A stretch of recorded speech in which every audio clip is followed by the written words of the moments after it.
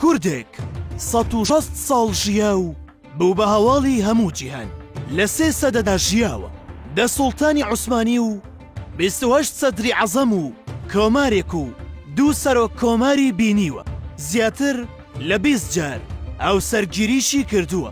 ئێمە لێرەدا باسی چەند کەسێک ناکەین بەڵکو ئێمە باسی یەک کەس دەکەین کە بەهۆی تەمەنە درێژەکەیەوە دەرگای هەموو وڵاتەکانی بەڕوودا کراوەتەوە تاکو سەردانیان بکات.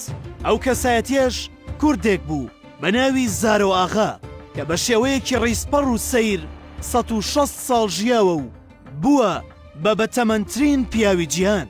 زارۆ ئاغای کورد ساڵی 1974 زاینی لە بەتلیسی باکووری کوردستان لەدایک بووە. مرۆڤێکی ئاسایی بووە و خاوەنی هیچ تایبەتمەندیەک نەبووە کە جێی سەرنجدان بێت. زۆربەی قۆناغەکانی ژیانی بە کرێکاری و کاری سەخت بەڕێ کردووە. بەڵام تایبەتمەندیەکەی زارۆ ئاغا ئەو کاتە دەرکەوت کە تەمەنی گەیشتە 100 ساڵ وردە وردە بووە جێی سەرنجی خەڵکی و ناسیاوەکانی چونکە لەو تەمەنی 100 ساڵیەدا هێشتا چست و چالاک و بەگوڕ بوو. کاتێکیش بوو بە 150 ساڵ دەرگای وڵاتانی ڕۆژ ئاوای بۆ کرایەوە و لەلایەن دەیان کۆمپانیا و ڕێکخراوەوە داوای لێ دەکرا سەردانی وڵاتەکەیان بکات. ساڵی 1925 سەردانی ئیتاڵیای کرد، دواتریش سەردانی بەڕیتانیا و ئەمریکا.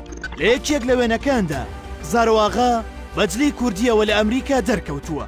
بە پێی راپۆرتەکانیش نرخی تەوقەکردنێک لەگەڵ ئەم کوردەدا لە ئەمریکا گەیشتووەتە $10 و وێنەگرتنیش لەگەڵیدا بە $20 بووە.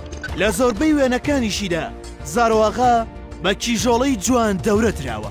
ئەم کوردە تەمەندرێژە لە 27 حوزەیرانی ساڵی 1934دا لە ئیستەمبول کۆچی دوایی دەکات.